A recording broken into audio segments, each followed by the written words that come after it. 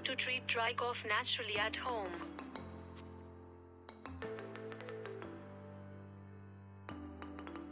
Welcome to Health and Beauty. Simple method to get rid of dry cough. Take ginger and honey.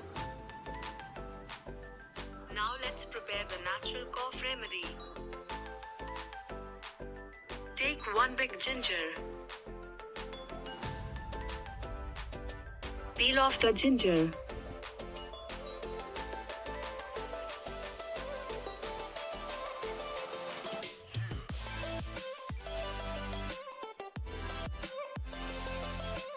Cut the ginger into small pieces.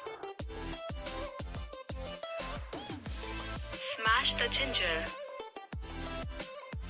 Boil the water in the pan.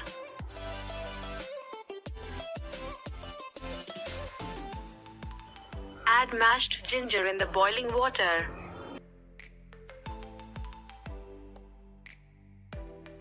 And add 2 tablespoons of honey in it.